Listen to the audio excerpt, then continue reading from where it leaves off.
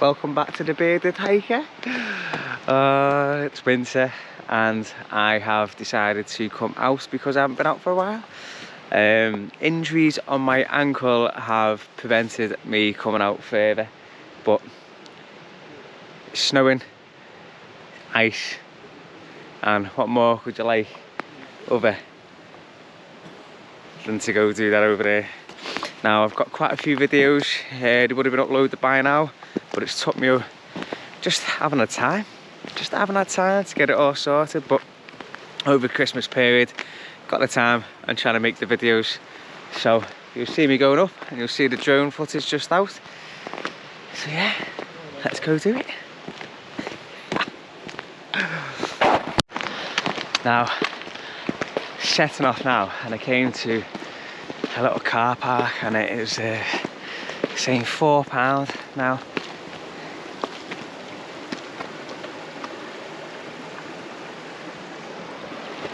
Is that £4 for like 24 hours or I don't know. Oh no, it does say on this little thing, it says each ticket covers you for one 24-hour period commencing from time of purchase.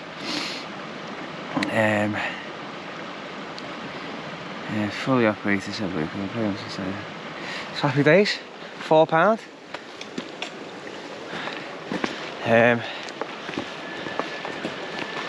Happy days.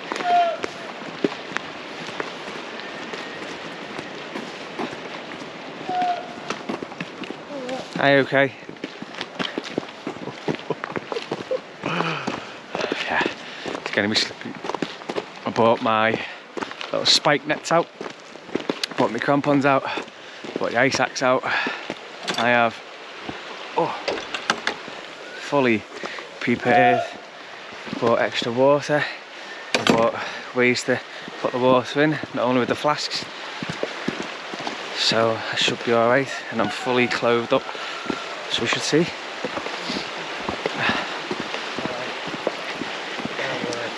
It's nice.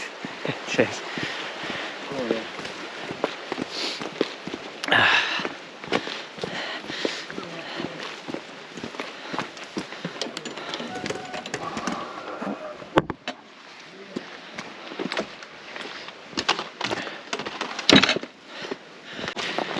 Been wanting to come out for a while, just haven't had the time.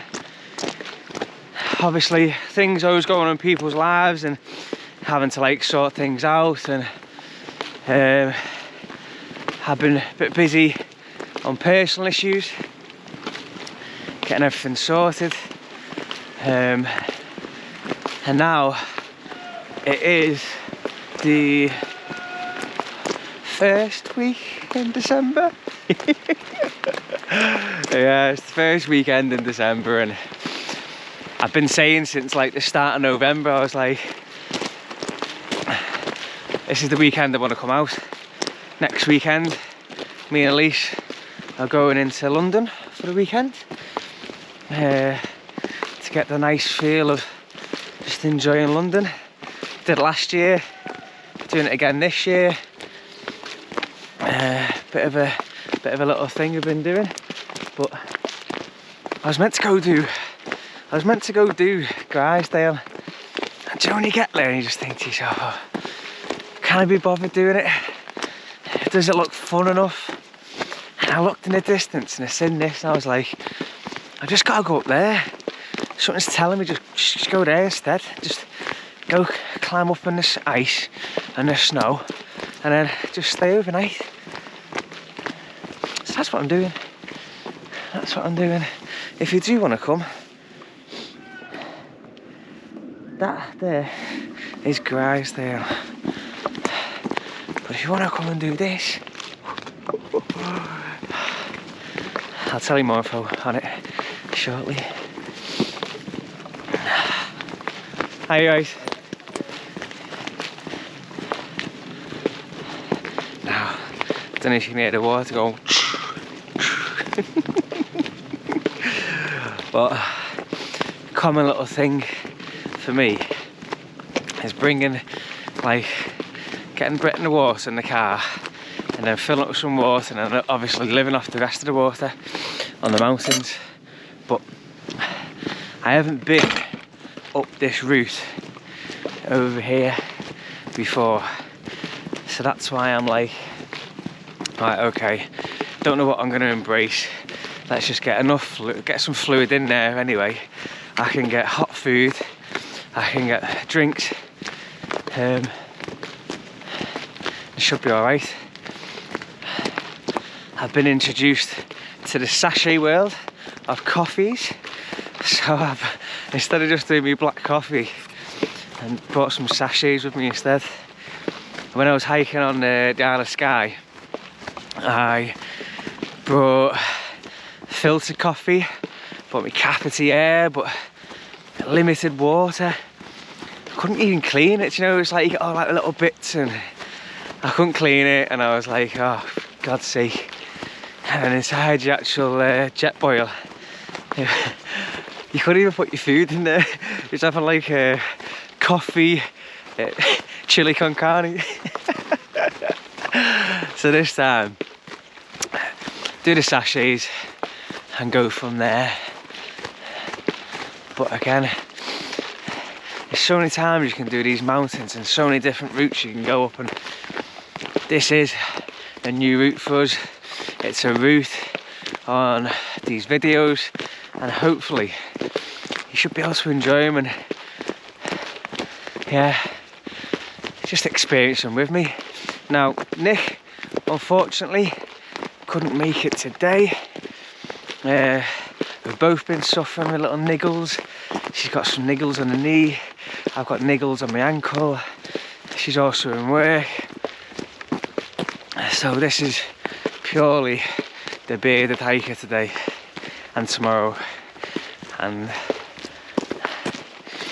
I'll give you some tips and tricks, hopefully the ice isn't too crazy. Now, you can underestimate coming out on days like this. It doesn't matter what boots you've got, anything along them lines. Ice is ice. Snow's better, but ice, stay away from rocks, stay away from trying to climb them. If you do climb them, think about coming down. Be careful, don't underestimate anything. Know your abilities, know what gear you've got, bring the correct first aid on the off chance something does happen, and you should be fine. Even these rocks, these are pretty slippy. These are pretty slippy. Now, I want to go over that way, but this path,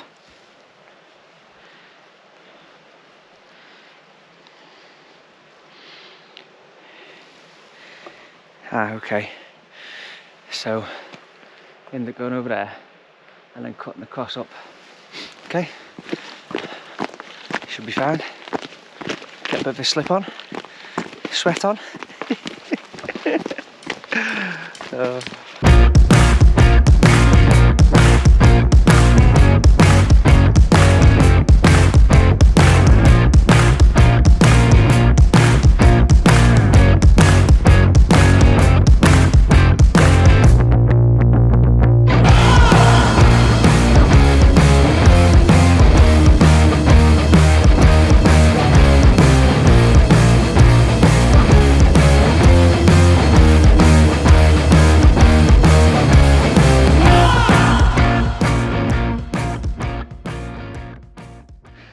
Definitely got a bit of a sweat on.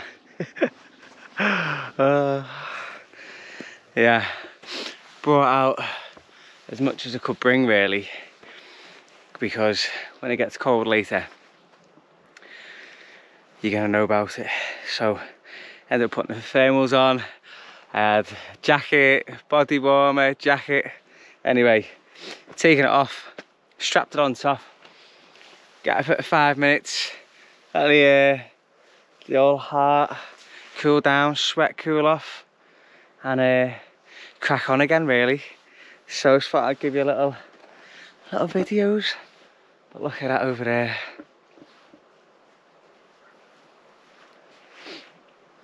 That would be class to go climb it. Free climb. Obviously not on the ice, but just to obviously take some. No, you could probably just do that without any ropes.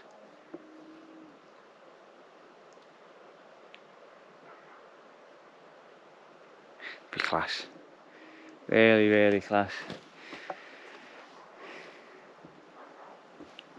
Best thing about hiking in the winter is there's less people, and hiking in places like this, I've said it before many a times, you can go hiking all the most known places and it's just full of people, and there's queues, there's litter, there's just everything that doesn't make hiking fun. Now, I've just been looking at this before. That would be awesome. I can see 2 people over there. So coming up along, working your way up over, bit of a steep climb, bit of a trickier climb, get up to the top. Looks like there's 2 boulders on the top. Now I was looking before, I was thinking, is that people? But it's not moved. So it must be kind of some boulders. They don't look big from here, but again, when you go do triffing, you've got Adam and Eve on top. They don't look big from obviously down below, but when you get to the top, they are pretty big. And yeah, it's a bit of a twitchy bum jumping on them, but be an absolute great climb going up there.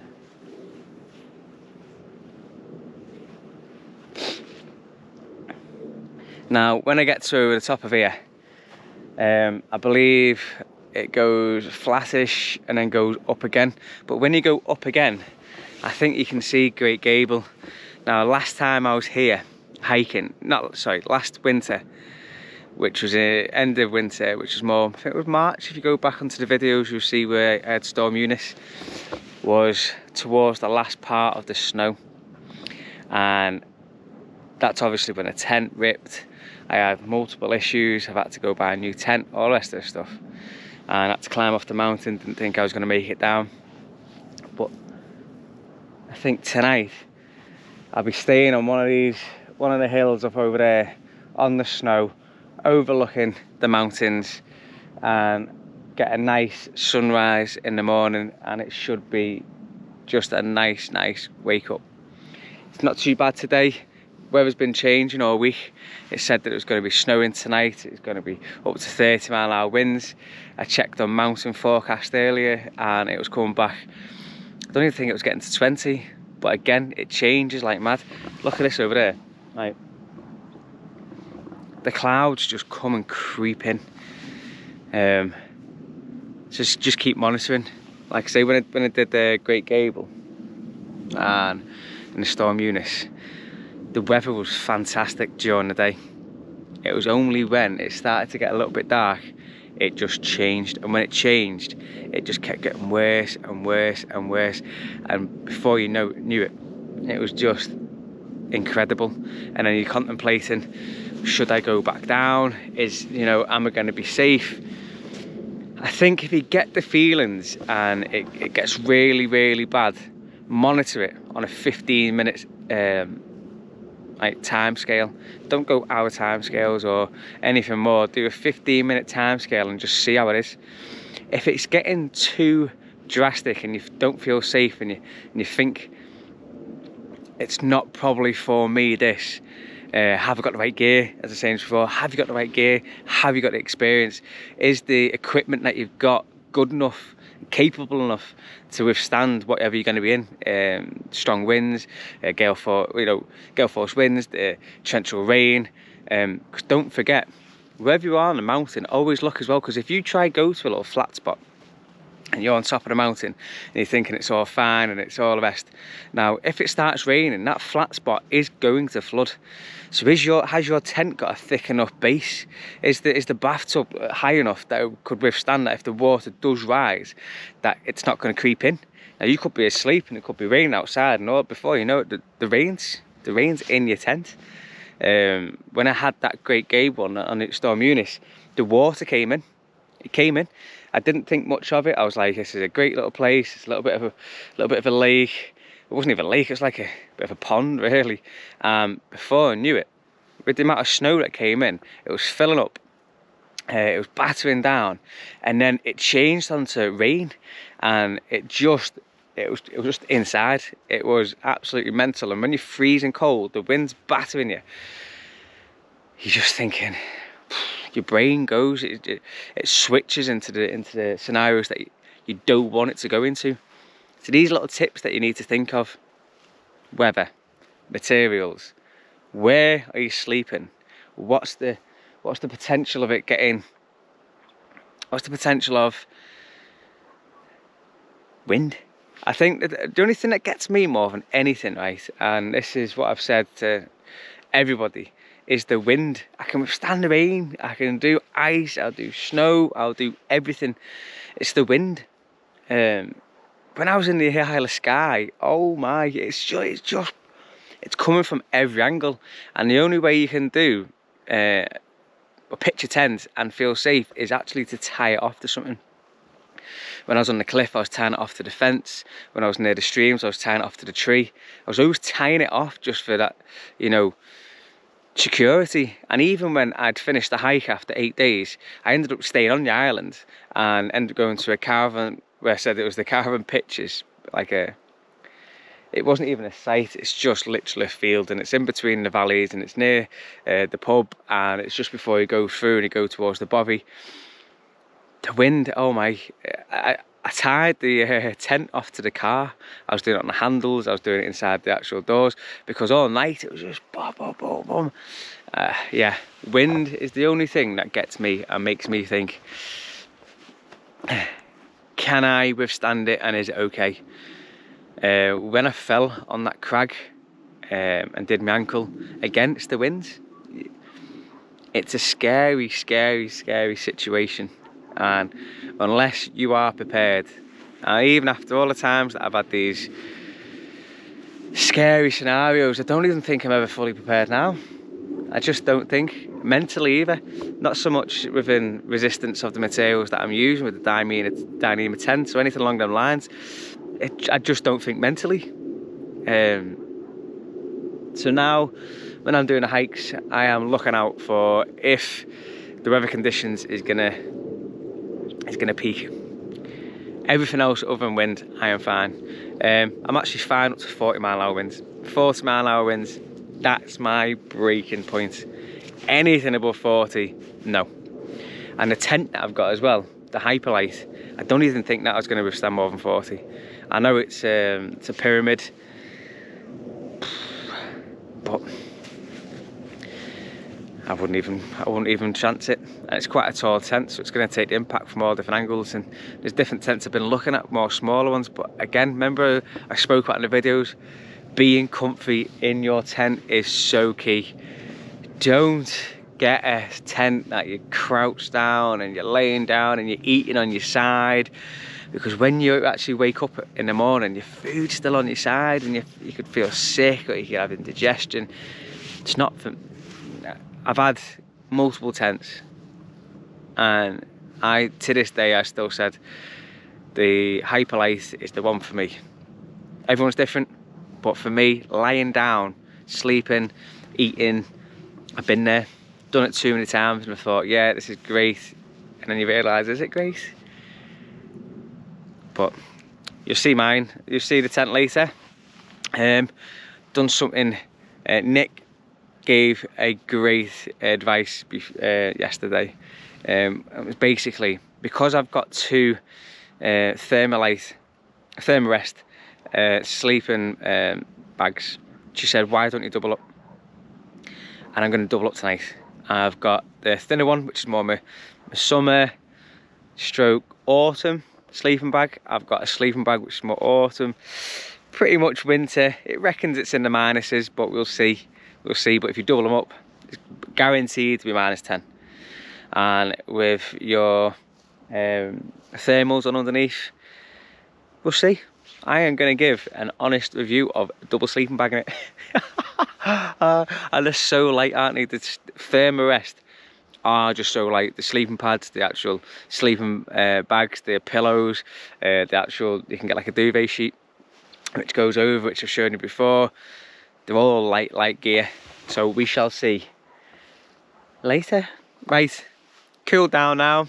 Give you some tips. Hopefully they'll work if you're ever thinking about solo hiking and what environments and seasons and what to embrace yourself for. So I shall see you when I go up over there. Yes.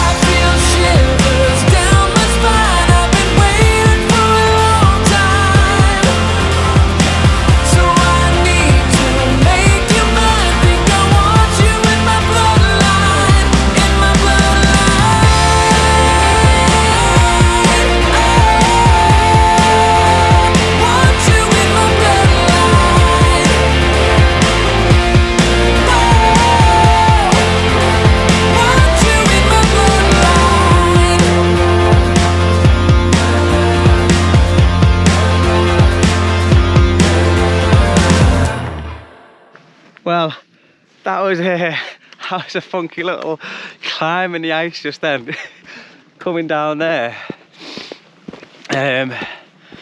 Yeah, honestly, didn't even know where I was going. Just keep going, don't you? But definitely a little bit dodgy with this snow and ice. Look, it's constant climbing. Let me turn it around. I remember doing it in Wales in the dark and climbing up, and it was pretty sketchy.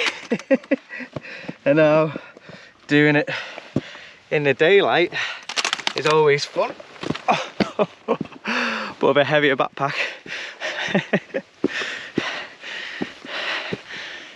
I love it.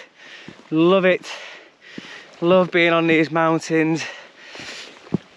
I love the challenges. I love the views. Just gotta always be careful, as I always say. Just be careful, don't rush, just enjoy yourself. But one thing I did forget, which I'm feeling like a little niggle already, but is my straps for my knees. Oosh.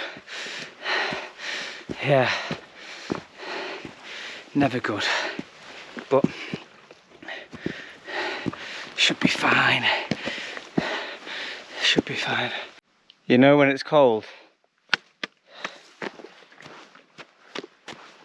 When the whole bloody lake is frozen over.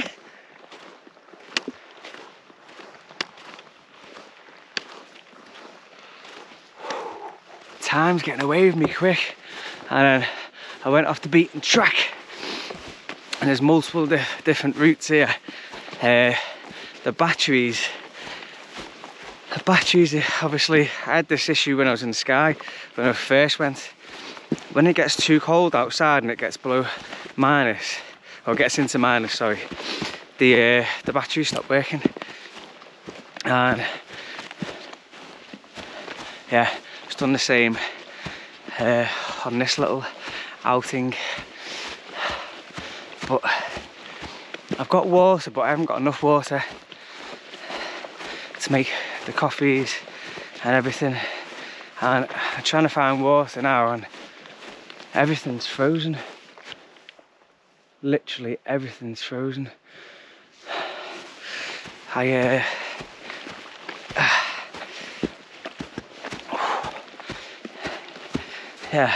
it's definitely getting cold up here.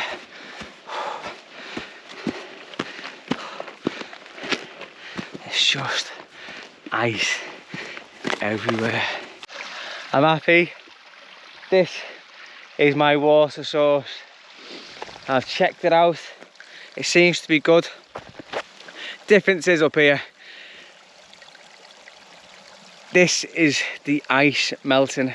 Now all the little ponds, little lakes, they're frozen solid. This is still free flowing. I've checked it and it seems good enough to me. I'm going to boil it. Means I can have some hot water bottles tonight. I can have a coffee tonight. I can have some food tonight, food in the morning and a coffee in the morning. So I am extremely happy, and yeah, now it's going to find somewhere flat, nice for me to go to sleep. Yeah, love it. So always remember, free flowing water, boil it. If it's good enough, then you can have it. Yes, but look at that over there. That is absolutely amazing. Amazing. Look at the colours. It's like a painting. I say to Elise, my daughter, and Nick, that obviously the sky, ever changing, all these years, the 1,000 years, all these people have seen these colours over the time. And do you remember years and years ago when they couldn't, you know, they couldn't produce these colours? And obviously with the day and age now, we can get anything we want. But imagine seeing these colours and not being able to put it on a piece of paper. But it's a painting in the sky. Look at that. That is absolutely gorgeous.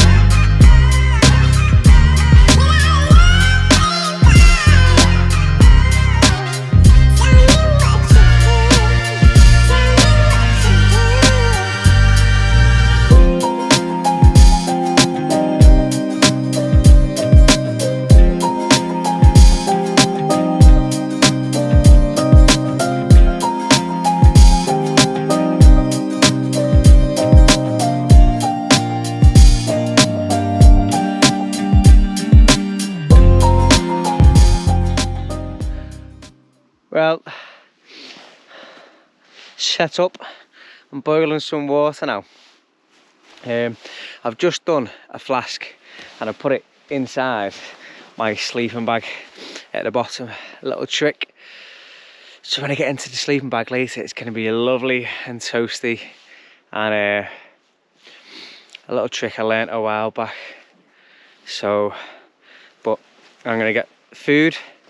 So I'm boiling water now. So dip water for the actual hot water bottle as such. Doing water now for my tea. And then I'm going to be doing water again for the other hot water bottle. So I'm going to have 2 inside there, and then probably do 1 before I go to bed. Yeah. So nice and toasty, but it is cold.